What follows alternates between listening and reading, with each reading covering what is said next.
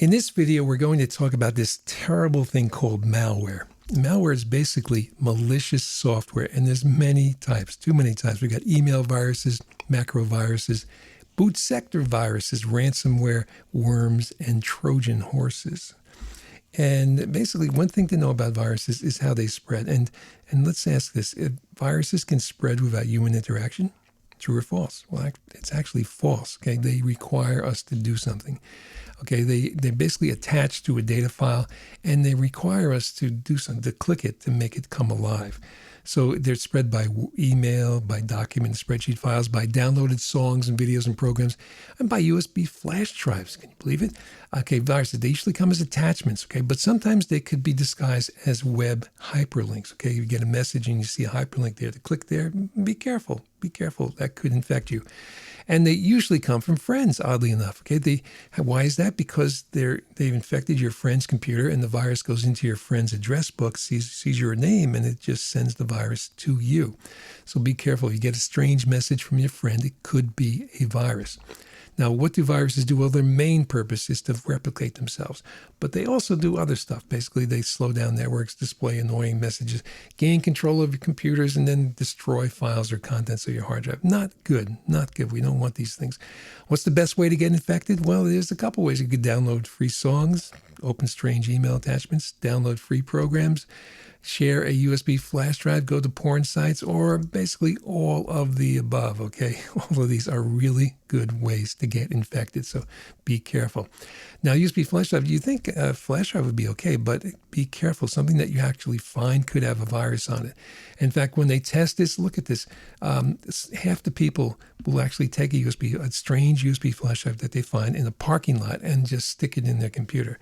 In fact, the bad guys, they know this, and sometimes they'll put on the flash drive, they'll put a little tag, they'll say salary information. Okay, so when you find that in the parking lot, what are you going to do? Of course, say, oh wow, you want to plug it in your computer. Well, don't do that, because you're going to infect your computer, and that's going to infect all the computers in your office. So be careful. And this is the scariest thing here. Okay, the USB power plants. Now, hopefully, the computers at power plants are not connected to the internet, so they don't get infected by worms going through the internet. But you never know, some careless employee may find a USB flash drive and stick it in their computer, and that's a really good way to get infected. So again, please be careful about those USB flash drives. There's a thing called macro viruses. Basically, a macro is a series of commands that you can put into a Word or Excel file, and usually they're good. They do good things, but the bad guys have figured out a way for them to do bad things. So let's be careful about that. There's the thing called boot sector viruses. Okay, these are things that they're really sophisticated. They hide down in the lowest level of the operating system. They're real hard to find. They're called rootkits, and nowadays most of the antivirus software is pretty good at finding them. So thank God they can be able to find that. Ransomware. This is a terrible thing. Keeps me up at night.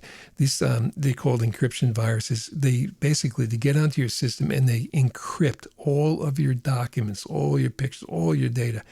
And then you have to pay a ransom to get your data back. Okay, the most famous one is this program called CryptoLock there, and it comes up like this. This is scary. Okay, you get this, and then you've got 72 hours to go and pay whatever they're requiring here. Okay, this half a Bitcoin. Okay, well, half a Bitcoin is nowadays, a Bitcoin is about $10,000. It's a lot of money, okay? Back when this first came out, it was a lot less.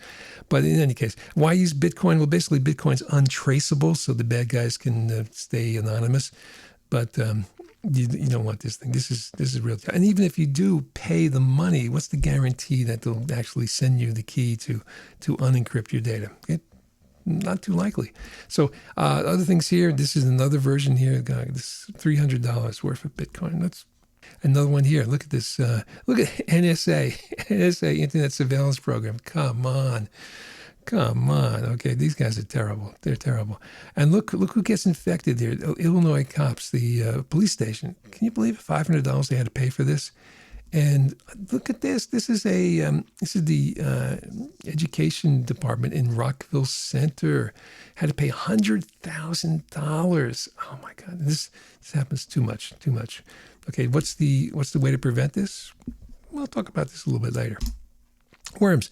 Another thing, okay, these things don't require action by us. They spread by themselves. They go around through the networks and basically they look around for a computer they can get into and they get in there and infect it. It's not too good. And then there are Trojan horses. These are things you may get a pop-up on your screen saying, your computer is infected. Click here to remove the infection. Well, don't click there because that doesn't remove the infection. That installs the infection. So be careful about that. Just to review, what type of virus can attach to a Word Word or Excel file? Okay, well, that's obviously a macro virus. And one of the favorite malware targets are these things here. These are good programs. They're very useful. They enhance the capabilities of your web browser, but the virus makers have figured out that these are good targets, and so be sure you keep them up to date so they're constantly protected from all the bad stuff out on the internet. 360,000. What's the significance of that number? That's basically the number of new viruses every day. Oh my God. 386,000. That's the number of new babies every day. So these virus guys, they're almost as productive as all the women in the world. This is just terrible. There's a thing called zero-day virus. You may hear that term. Basically, that's a brand new virus, and the antivirus software can't spot it because it doesn't know about it. So this is something to be real careful. The only way to protect yourself is to have good habits, to be careful about what you open and what you click on. And if you ever get something like this popping up on your screen, okay, it says, get a new, your version of Adobe Flash Player is outdated. Well, I should get a new version. Well, don't click there. Don't click there, okay? That's going to install a virus on your computer. Be real careful. If you want to update your software, go to the publisher's site. Go to the source. Microsoft.com, Adobe.com, Java.com. Go there and do it. Don't click on some link that happens to pop up. You never know where that link is going, where that link is going to go. Okay, good. All right, good. So that's malware. Okay, all the different things that are trying to get onto your computer and cause problems. And next, we'll take a look at the people who actually are behind that malware or who want to sneak into your computer and do all sorts of problems and create all sorts of problems.